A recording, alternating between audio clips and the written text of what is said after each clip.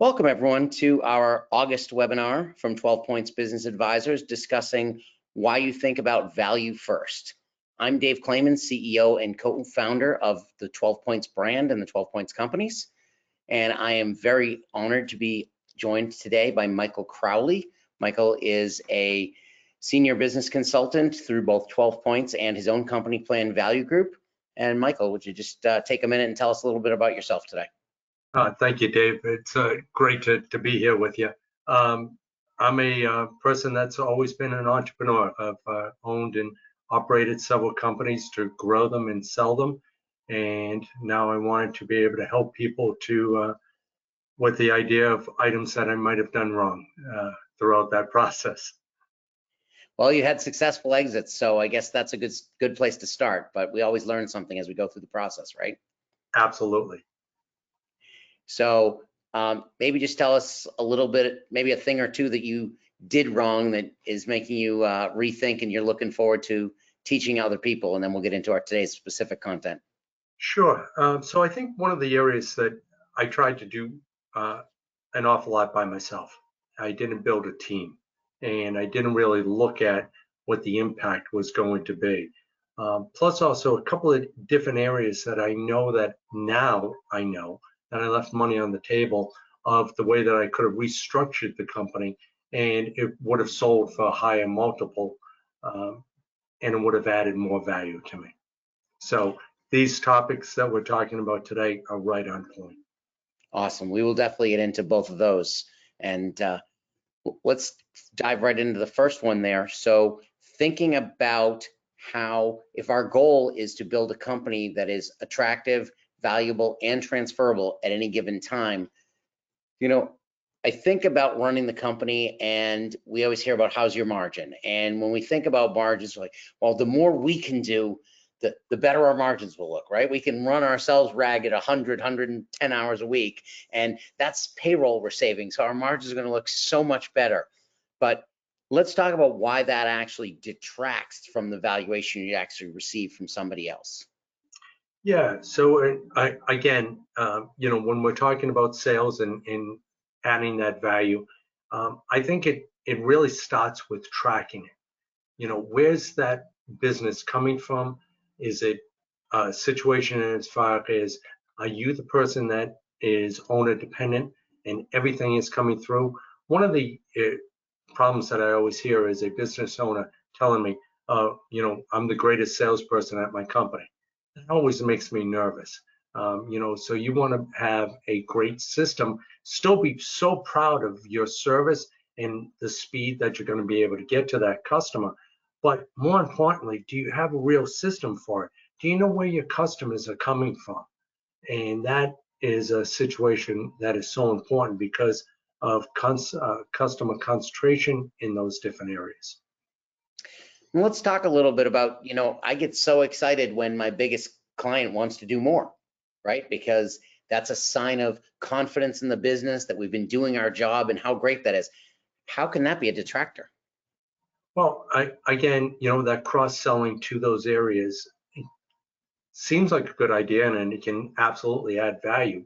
But what's more, can add even more is if you go out and acquire more companies or more businesses or more customers throughout that process. That's the area that you really should be looking at, is not concentrating on fewer customers, but having more customers so that it is able to have a better scenario where if you were to lose a customer, it's not such a big impact to your bottom line. Yeah, and I think that's the biggest concern, is that the risk that you're getting as cross sale is great, additional business is fantastic, that client showing confidence in your business is so good, but the risk that one client becomes as they become a bigger, greater part of your overall revenue. So we talk about, Pareto principle, 80-20, 80% of your business comes from 20% of your clients. That's fine. Maybe it's better if it's not, but it's better than 80% of your business coming from one of your clients. And, we worked with a business owner last year who was in the semiconductor space, and 79% of his revenue came from one client, and they were huge and he did great business, but what happens when they slow down? And that's what happened here in 2024. They actually slowed down. You And know, it's, and you're right on point with that, Dave. And but I think it starts also with the tracking. One of the clients that we're working with is a medical company, and they get referral businesses from different hospitals. And when they ended up realizing that over 65% of their business is coming from one hospital, boy, that was an eye opener for them, that they didn't know that that was happening until they started really tracking where the real business is coming from. And now we need to get that into more of that mutual fund approach out there to more of the clients. yeah, and that's one of the things, right? You're so busy running your company every single day that sometimes you don't stop to look. You're just happy that when the month starts every month, there's going to be enough to make payroll. There's going to be enough to pay all the bills. And you don't worry about exactly where it's coming from. But as your business matures, starting to think about, okay, where are my potholes? Where are my risks? When we talk about the methodology that we learned as certified exit planners, we talk about grow coming after protect. And Yes. most business owners don't think like that. Maybe a couple thoughts you might have around that. Yeah, absolutely. But just to touch on one of the points that I had talked about earlier for my own company, where I might have left money on the table, this was one of them, because that I was able to have yearly contracts with several different companies, and I never really enforced those contracts and got them updated. And it was a scenario where if I had gone and had more yearly contracts and also reoccurring revenue, that would have had a much higher revenue, a multiplier for my business. And I should have really looked at that. So that's an area where I should have paid attention before I came to the point of bringing the company across the finish line. Yeah, that recurring revenue is so valuable. And I can say even in the other part of our business, the multiples in wealth management have really taken off because it's consistent recurring revenue. Clients typically stay with you for a long period of time if you do a good job. And so whomever is acquiring you knows that, okay, I can kind of count on X number of dollars being there the beginning of next year. I'll give you an example. When I came into the business, everything was commission based. That was, back in the wild, wild west of financial services.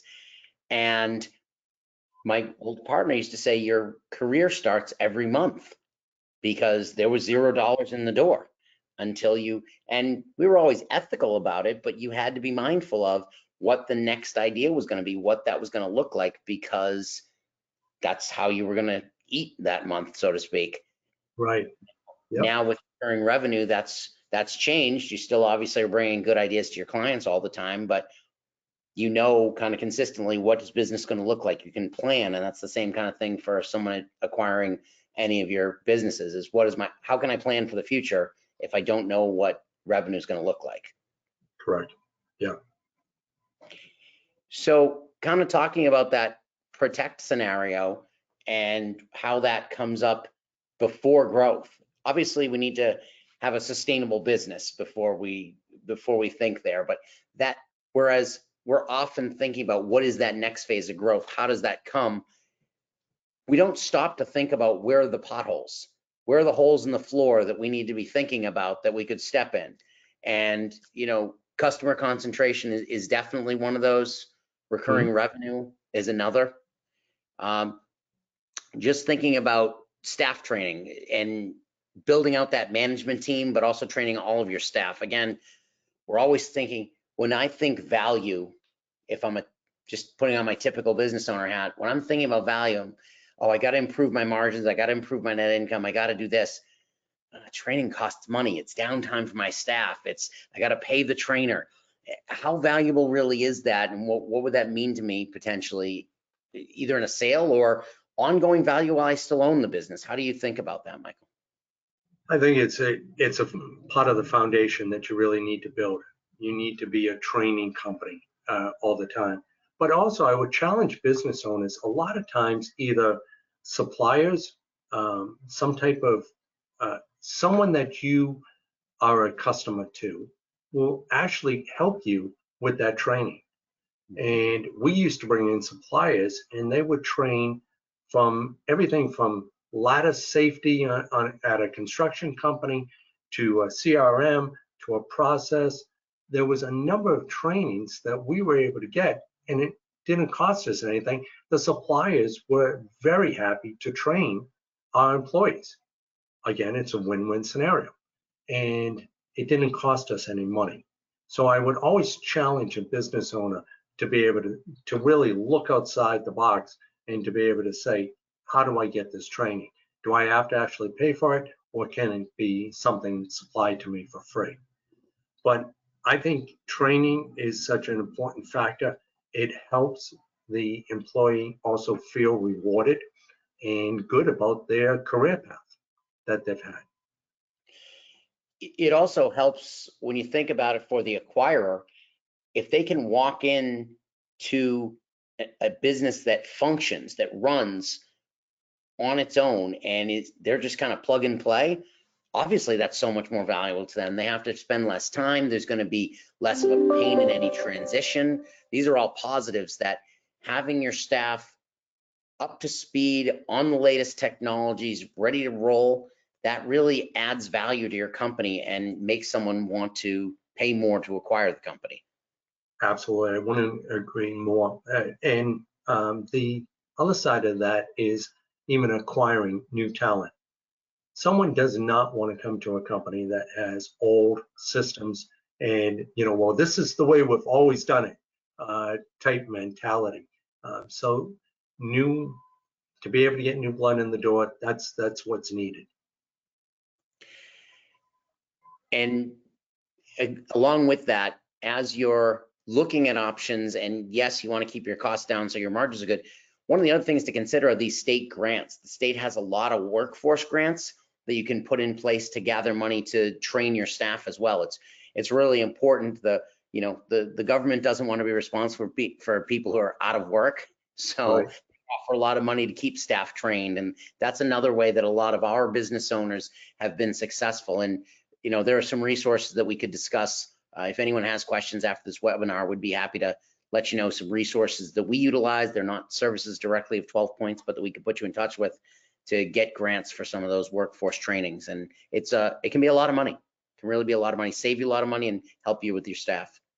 Yeah, and then the management, it's so important to be able to not only have that organizational chart for their managers, but also the accountability chart of how is that manager not only doing that position, but what's the KPIs that they're looking at, what's important to them, and then also for that owner that is new with having a management staff, how is that being reported up to them so that they can feel comfortable with not being there and having every decision run through them.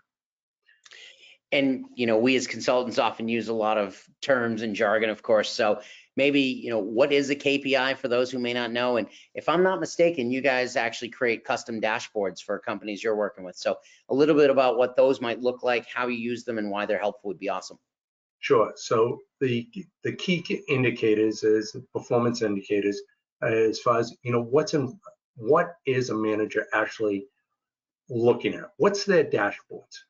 And what is really important for that manager to be looking at on a regular basis? We use acronyms all the time, standard operating procedures. Ours is a standard operating procedure, which is an acronym for having the KPIs for the accounting department, and also for the sales, for the owner, and for the production, the widget or gadget that they sell or do. How does that look? What are we building for that whole sales team?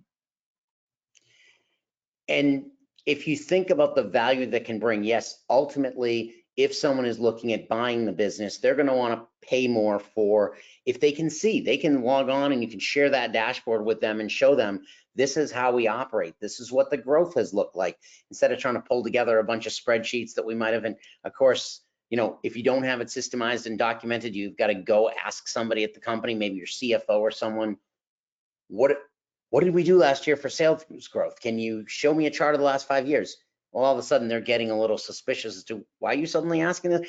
Actually, funny story. I was looking for how much what the fee schedule is for every one of our clients on the retirement side of our business last week.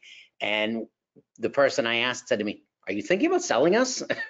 I said, "No, I'm just trying to have another organized system, to be perfectly honest. I've already told you we're not selling anything." But if you make excellence institutionalized, if you build systems institutionally across the platform and make it normal, you don't end up with those questions. You're increasing the value to a potential buyer, but think about how much more valuable, and maybe you can comment on how much more valuable does that make the company for you as you're running it every day? Where can you add value by knowing where your holes are and how you're doing? Yeah, and the management aspect, when you're on that level, having a scribe in the room during your management team meetings and to be able to have the area as far as that you're identifying the problem, discussing it, solving it, and that you have the clear future on every single topic. And then that's put onto a bigger sheet of paper that the owners are maybe looking at on a quarterly basis of what did we really get accomplished last month? Not in the business, but on the business. Mm-hmm. Where did we start moving that needle? And I think that's really where you're going here, Dave, as far as, what is some of the big items that we should be looking at as an owner to be helping them on moving that, adding that value throughout the whole process. And those meetings, now an owner doesn't need to attend every single meeting.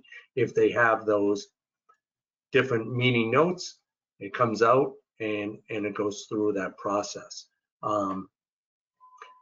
That is a really piece that a lot of owners keep missing, because then all of a sudden their memory's short and it's like, well, didn't we talk about this, or did that get done? So when you're challenging your people at your office of excellence all the time, and it's something that something else you want to be looking at, that's a great piece to be doing.